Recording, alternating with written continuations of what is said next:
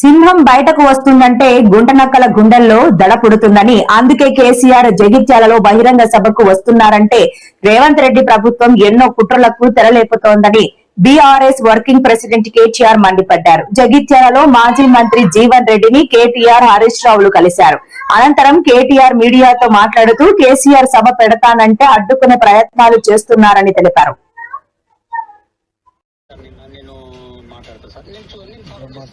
ఏం మాట్లాడతావబ్బా? ఇప్పుడు ఏమైతుంది తెలిసిన ఇట్లా నేనైతే చూడలే ఎప్పుడు. మరి మొత్తం రోడ్ అంతా తవ్వేసి అయిపోయింది. జగిత్యాలలో ఎప్పుడు మరి మొత్తం రోడ్ అంతా తవ్వేసి అయిపోయింది. జగిత్యాల అంత పెద్ద టౌన్ బ్లాక్ చేస్తారా అట్లా?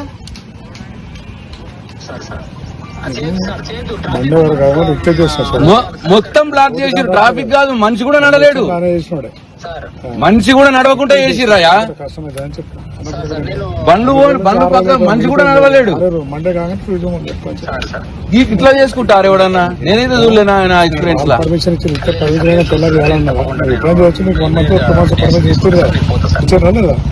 నీకు సగం చేసుకొని సగం పోవడం ఉండకుంటది. అట్లీస్ట్ లైట్ మోటార్ వెహికల్స్ అన్న పోయేటట్టు చేయాలి. అసలు ఏంది ఇది? ఎక్కడ చూడం ఇట్లా? మీరు ఎక్కడ ఉన్నారు?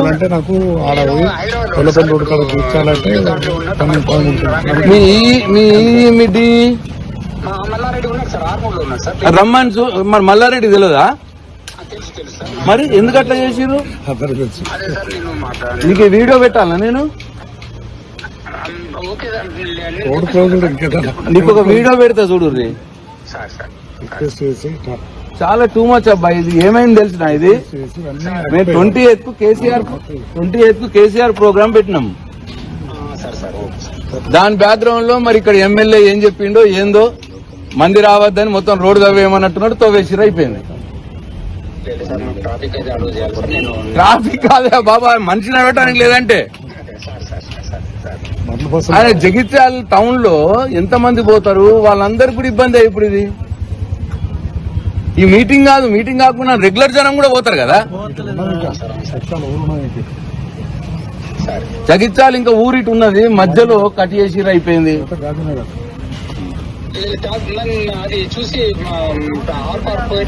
చాలా టూ మచ్. పెద్ద ఇష్యూ అవుతుంది. మరి జేసీ గారు నేనే కూర్చుంటే ఇక్కడ ధర్నా పెద్ద ఇష్యూ చేస్తా చూడరు మీరు. నేను వీడియో పంపిస్తా చూడరు ఇప్పుడే. రైట్. ఇవన్నీ ఆర్టికల్స్ ఉంటుంది.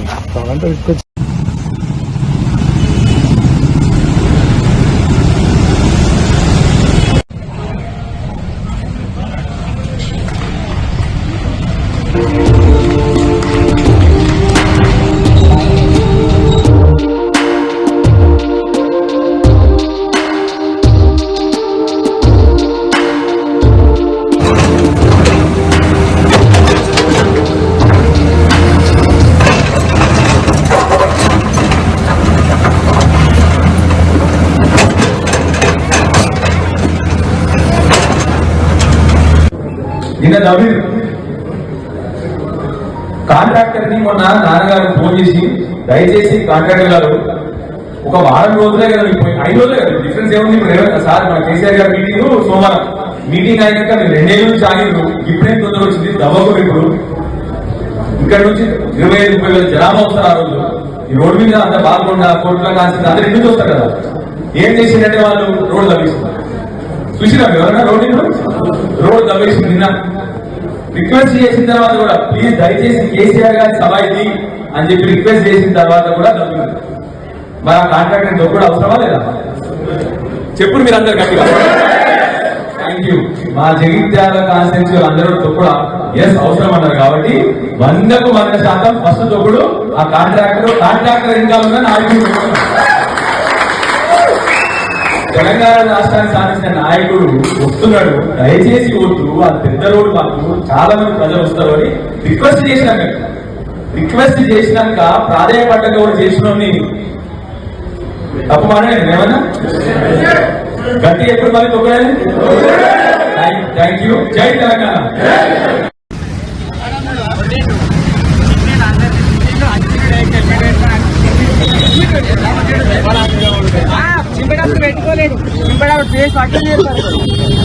ఎవరు చెప్పారు బ్రదర్? తిట్టి చెప్పి పోతున్నా. ఏది హెల్మెట్ పెట్టుకొని ఉన్నాడా మామూలు? అవునా?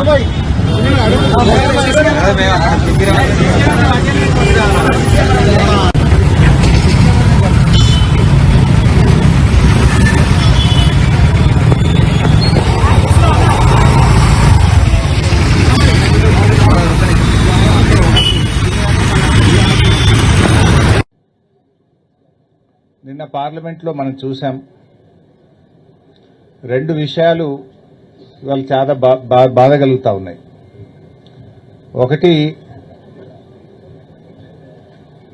బీజేపీ ఎంపీ తెలంగాణ మీద మాట్లాడినటువంటి మాటలు ఇవాళ యావత్ తెలంగాణ ప్రజల ఆత్మగౌరవాన్ని దెబ్బతీసే విధంగా ఉంది. ఇవాళ వాస్తవం ఏంటి అంటే రాష్ట్రంలో ఒక రాజకీయ పునరేకీకరణ జరుగుతూ ఉంది. సింహం బయటికి వస్తా ఉంది అంటే గుంటనక్కల గుండెల్లో ఇవాళ రైలు ఉరుకుతున్నాయి.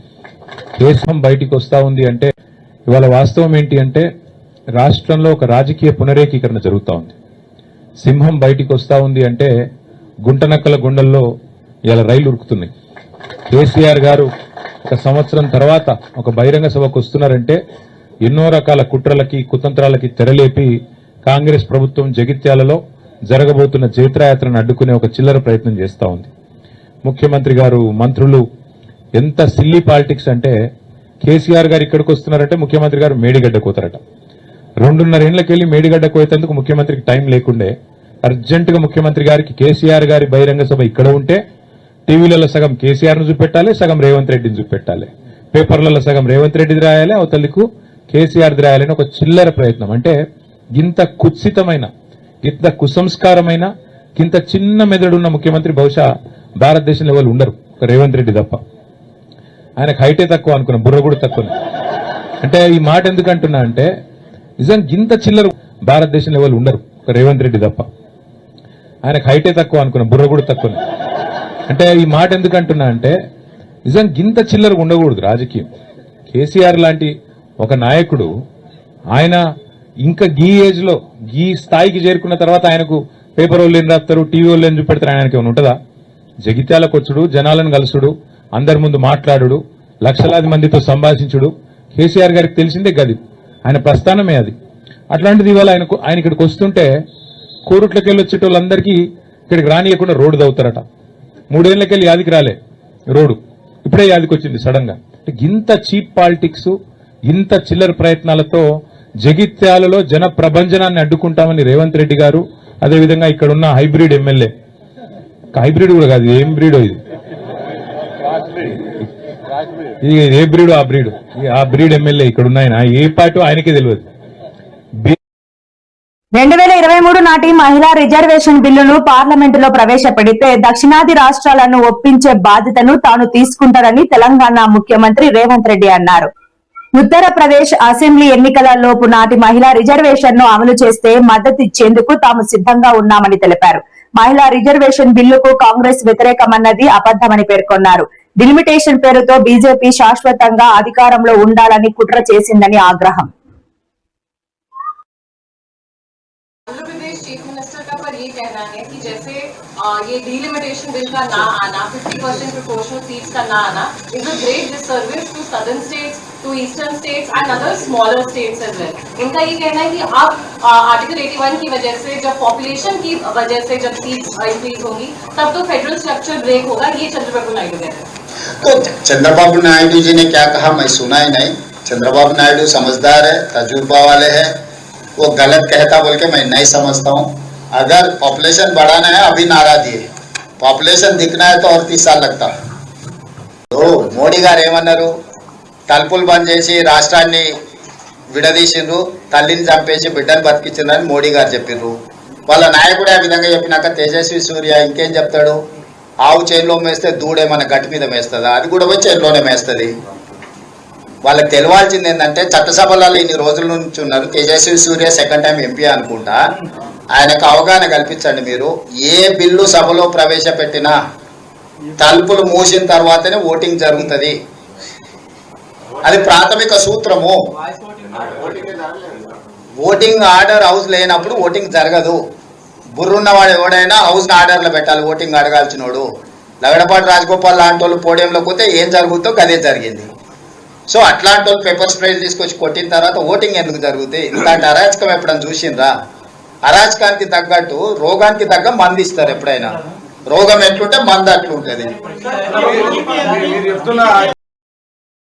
గోకుల నందన ఇన్ఫ్రా స్కామ్ లో తన ప్రమేయం ఉందంటూ అడ్వకేట్ సుబ్బారావు చేసిన ఫిర్యాదును మంగ్లీ తీవ్రంగా ఖండించారు. తనను డబ్బుల కోసం బ్లాక్ మెయిల్ చేస్తున్నారని మంగ్లీ ఎదురుదాడికి దిగడంతో ఇరు వర్గాల ఫిర్యాదులతో పంచాగుట్ట పోలీస్ స్టేషన్ లో కేసు రచ్చగా మారింది. పోలీసుల వద్దకు బాధితులతో కలిసి సుబ్బారావు వెళ్లడంతో ఈ వివాదం ప్రస్తుతం కొత్త మలుపులు తిరుగుతోంది.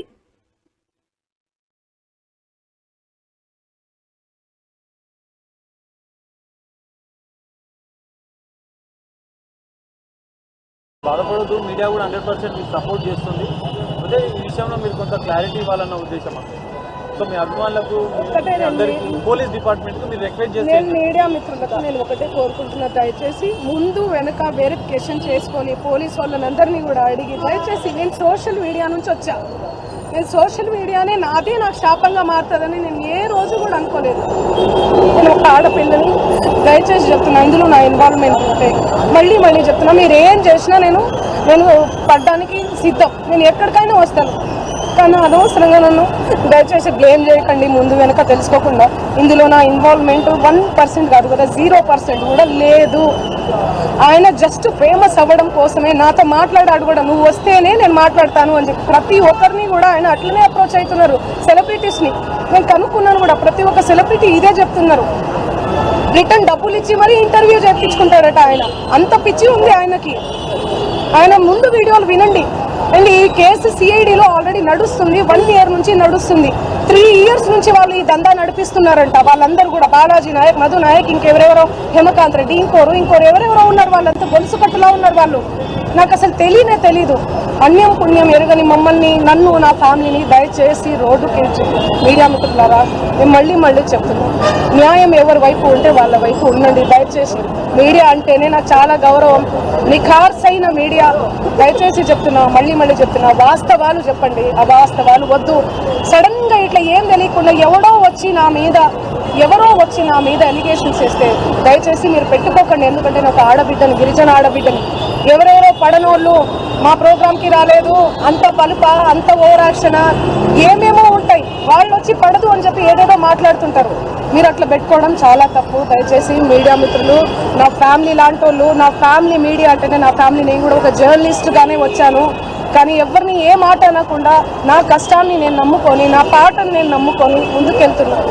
నా మీద పార్టీ ముద్రలు వేసినా కూడా నేను వద్దు ఈ పార్టీ అని చెప్పి అప్పుడెప్పుడో ముందుసారి సిచ్యువేషన్ని బట్టి వెళ్ళి పాటలు పాడిన. పార్టీ ముద్రలు వేస్తే 2023, 2024 ఎలక్షన్ మూమెంట్లో అసలు నేను ఎక్కడ కూడా కనిపించలేదు. ఎవరికి పాటలు కూడా పాడలేదు. అవునా కాదా? మీరు సెర్చ్ చేయండి. మళ్ళీ చెప్తున్నా, నాకు వద్దు, నా పాట ముఖ్యం. నాకు వద్దు ఈ పార్టీలు, పార్టీ జెండాలు, ఈ సుబ్బు లాంటి ఫేక్ ఎలిగేషన్స్ వద్దు నాకు ఇవన్నీ. నేను అండి, మీరు కావాలంటే అందరు రండి, మీడియా వాళ్ళందరూ రండి, మా ఇంటికి రండి. గతంలో క్లారిటీ ఇచ్చారు, కోకాపేటలో స్కూలు, హాస్పిటల్, పబ్బు కోసం ఆ కోకాపేటలో స్కూలు, పబ్బు అవన్నీ యాడున్నాయో తెలీదు. ఆ బిజినెస్ మైండే ఉంటే ఎప్పుడో పెట్టేసుకునేదాన్ని. నీ పాటల ప్రపంచంలోనే ఎందుకు బతికేదాన్ని? నాకు పాటలు పాడడం, పాటల ప్రపంచం తప్ప ఏమీ తెలియదండి. నాకు నిజంగా డబ్బు ఆశ ఉంటే లాస్ట్ ఇయర్ ఎన్నికలు 2023 ఇక్కడ, 2023 ఇక్కడ, 2024 అక్కడ జరిగింది. నేను ఏ ఏపీలో గానీ, ఏ తెలంగాణలో గానీ ఎక్కడన్నా కనిపించినా ఎన్నో మనీ ఆఫర్ చేసిర్రు, నాకు కోట్లు ఇస్తామని చెప్పి. అయినా కూడా నేను కనిపించలేదు. ఎందుకంటే నాకు డబ్బు ముఖ్యం కాదండి, వ్యక్తిత్వం చాలా ఇంపార్టెంట్. చాలా నియత్గా, చాలా ఎథిక్స్ తో బతుకుతూ వస్తున్నానండి నేను. నాకేం అవసరం ఉంది చెప్పండి? చేతి నిండా పళ్ళు. మీరు చూడట్లే, నా ఇన్స్టా చూడట్లే, సోషల్ మీడియాలో చూడట్లే. ఒక్క పాట చేస్తే ఎందుకండి ప్రజలు ఇంతగానం ఆశీర్వదిస్తున్నారు? ఎందుకు 100 millions పోతున్నాయి? ఎందుకు మీ అందరూ కూడా లైక్ చేస్తున్నారు చెప్పండి? నాకేం అవసరం ఉందండి? వీడియో ఉంది, నా వీడియో ఏడుంది? ఇదిగో మా తమ్ముడు ఈయన. ఆ ఫోటోలో, ఆ కట్టల ఎంచే ఫోటోలో ఎవరున్నారండి? వీడియోలో కట్టలు పైసలు ఎంచే వీడియోలో ఎవరున్నారు? ఈ ముఖం ఉందా? సంబంధం లేని విషయం, మాకు సంబంధం లేని విషయం తెచ్చి మా మీద ఎందుకు రుద్దుతున్నారు అనేది నాకు అర్థం కావట్లేదు. సెన్సిటివ్ మ్యాటర్ అండి ఇది. కొంచెం ఆచి తూచి వెరిఫికేషన్ చేసుకొని మీరు వేయాలి మీడియాలో, సోషల్ మీడియాలో గానీ. దయచేసి చెప్తున్నా, నేను మళ్ళీ చెప్తున్నా తనది గిన నాది గిన ఇందులో ఇన్వాల్వ్మెంట్ ఉంది అంటే మీరు ఎక్కడికన్నా రమ్మని చెప్పండి, నేను సిద్ధం. మీడియా మిత్రులందరికీ కూడా చెప్తున్నా, నాది ఇన్వాల్వ్మెంట్ లేదు ఈ కేసులో అని అంటే గిన మీరు ఆ సుబ్బు అనే అడ్వకేట్ ని మీరు ఏం చేస్తారనేది నాకు మాట ఇవ్వాలి. సిద్ధమా? దానికి చెప్పండి, సిద్ధమా? చెప్పండి. మీరు ఇంతగనం నన్ను క్షోభ పెట్టాడు కదా, ఇంతగనం నన్ను హరాస్ చేస్తున్నారు కదా, ఎక్కడ చూడు మంగ్లీ. మంచి విషయాలు ఎక్కడ స్క్రోల్ చేయరు. ఈ విషయాలు, ఈ నెగటివిటీని ఎందుకు ఇంత సెన్సేషనల్? మీరు మీడియాను అస్సలు తప్పు పట్టలే. నేను మీడియా అదే చెప్తున్నా. నేను ఏమని చెప్పా? మీడియా ఫ్యామిలీ నుంచి వచ్చా అని చెప్పానా? అదే చెప్తున్నా నేను. మీ పేరేం పేరు? సాగర్ గారు. నేను అదే చెప్తున్నా, మీడియా ఫ్యామిలీ నుంచి వచ్చాను సాగర్ గారు. ఇన్స్టాగ్రామ్ లో ఆ రీల్స్ అవన్నీ మీ చెల్లి మీదనో మీ అక్క మీదనో వస్తే మీరు ఎంత బాధపడతారో నేను అదే చెప్తున్నా. మీడియా నుంచి ఒక్కొక్క మెట్టికి ఎందుకు టార్గెట్ చేస్తున్నారు అది మీరు చెప్పాలి. మీరు ఏమనుకుంటున్నారు దానికి సంబంధం? నాకు తెలియదు అది. ఎందుకంటే నేను మీడియాలో వచ్చి ఇంటర్వ్యూలు ఇస్తలేనను, మరి ఏమో నాకే తెలియదు. ఎందుకంటే నా పని చెప్తుంది, నేను పని చేసుకుంటూ వెళ్తున్నా, నేను పాటలు చేసుకుంటా. ఆయన అదే చెప్తున్నాను కదండి, బిగ్ బాస్ కోసం, ఫేమస్ కోసం అని చెప్తున్నాను కదా. ఆయన కేవలం ఫేమస్ అవ్వాలి, ఫేమస్ అయ్యే దానికోసమే ఇదంతా చేస్తున్నాడు. ఆయన మాటలు మీరు చూడండి. నెక్స్ట్ ఇయర్ బిగ్ బాస్ వస్తే నేను వెళ్తాను. శ్రీముఖి అంటే నాకు క్రష్. నాతో మాట్లాడేటప్పుడు కూడా మీతో ఫ్రెండ్షిప్ చేసుకున్నామంటే మీరేంది ఆరోగంటగా మాట్లాడుతున్నారంటే, అవును కేసు పెడతాము అంటే ఆరోగంటగా మాట్లాడకుండా ఎందుకు మాట్లాడతారండి? నేను తప్పు చేయందని. తప్పు చేయని వాళ్ళు ఎవరన్నా మాట్లాడతారు.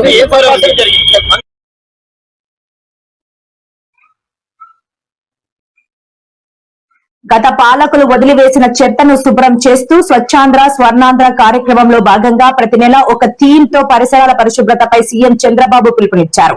603 కోట్లతో ఆధునిక ప్రాసెసింగ్ ప్లాంట్లు, స్వచ్ఛ రథాలను ఏర్పాటు చేసి వ్యర్థాలను సంపదగా మార్చే సర్కులర్ ఎకనామీని ప్రభుత్వం లక్ష్యంగా పెట్టుకుంది. జూన్ నాటికి 100% చెత్త సేకరణ పూర్తి చేసి పచ్చదనాన్ని 2047 నాటికి 50% పెంచడమే ధ్యేయమని ఆయన స్పష్టం చేశారు. వచ్చే సమయంలో నిన్న కాంగ్రెస్ పార్టీ దాని మిత్రపక్షాలు ఒక విధంగా చెప్పాలంటే మహిళలకు ద్రోహం చేశారు. ఇది జాతి విద్రోహం. మీరు కూడా గుర్తుపెట్టుకోవాలి, ఆ రోజు మనం చూస్తే విధ్వంసమైన ఆర్థిక వ్యవస్థ. ఆంధ్రప్రదేశ్ అంటే అందరూ చీకొట్టే పరిస్థితి. మన వాళ్ళు ఇక్కడ పెట్టిన పరిశ్రమలు మేము ఇక్కడ వద్దు అని వేరే రాష్ట్రాలకు పారిపోయే పరిస్థితి. పెట్టుబడులు పెట్టాలంటే మనుషులు వచ్చేవాళ్ళు కాదు, అప్పులు ఇవ్వాలంటే ఎవరు ఇవ్వకుండా 12.5%, 13% అప్పులు తీసుకొచ్చారు. ఆస్తులు తాకట్టు పెట్టి అప్పులు తీసుకొచ్చారు. ఆ నమ్మకాన్ని పోగొట్టారు. కానీ నేను ఒక మాట చెప్పాను, నన్ను నమ్మారు, మా కూటమిని నమ్మారు. ఆ మాట నిలబెట్టుకోవడానికి ఎన్ని కష్టాలున్నా పర్వాలేదని సూపర్ 6 ని అనుకున్న టైం కంటే ముందు మీకు ఇచ్చి మీలో ఒక నమ్మకాన్ని కల్పించాం. ప్రతి అడుగు మీకోసం వేస్తున్నాం, ప్రతి క్షణం మీకోసం ఆలోచిస్తున్నాం, ప్రతి అవకాశాన్ని సద్వినియోగం చేసుకుంటున్నాం. 20 లక్షల కోట్ల రూపాయలు పెట్టుబడులు వచ్చాయి. 23 లక్షల మంది మన పిల్లలకు ఉద్యోగాలు వస్తాయి. ఆ రోజు మెగా డిఎస్సి పెడతానన్నాను. 15,600 మంది పిల్లలకు ఉద్యోగాలు ఇచ్చిన ఘనత ఈ కూటమి ప్రభుత్వాన్ని. పోలీస్ కానిస్టేబుల్ కు ఉద్యోగాలు ఇచ్చాం. గుంతల పడిపోయిన రోడ్లు, గ్రామాలకు పోవాలంటే ఇబ్బంది, డబ్బులు లేవు, మనస్సు ఉంది. అందుకే మా అధికారులు చెప్పాను, ఏమైనా పర్వాలేదు గుంతల పూడ్చే కార్యక్రమం తీసుకోమన్నాం. నేను ఒకటి హామీ ఇస్తున్నా, ఈ రోజు గుంతలు లేని రోడ్లుంటాయి, రేపు రాబోయే రోజుల్లో బ్రహ్మాండమైన రోడ్లు మీకు కల్పించే బాధ్యత మేము తీసుకుంటామని మరొక్కసారి హామీ ఇస్తున్నాను. మార్పు చూశారా లేదా అని మిమ్మల్ని అడుగుతున్నాను.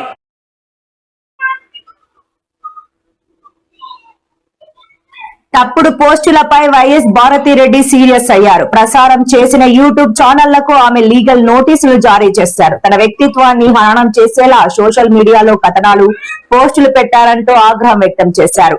థింక్ ఆంధ్ర, M9 తో పాటు గూగుల్, మేటా, ఎక్స్, యూట్యూబ్ లకు వైఎస్ భారతిరెడ్డి నోటీసులు జారీ చేశారు. తక్షణమే ఆ కథనాలను, పోస్టులను తొలగించాలని నోటీసుల్లో పేర్కొన్నారు. ఆ కథనాలు వ్యాప్తి చేస్తున్న అకౌంట్లను బ్లాక్ చేయాలని, క్షమాపణలు చెప్పాలని వైఎస్ భారతిరెడ్డి న్యాయవాది ప్రచ్యూమన్ లీగల్ నోటీసుల్లో పేర్కొన్నారు.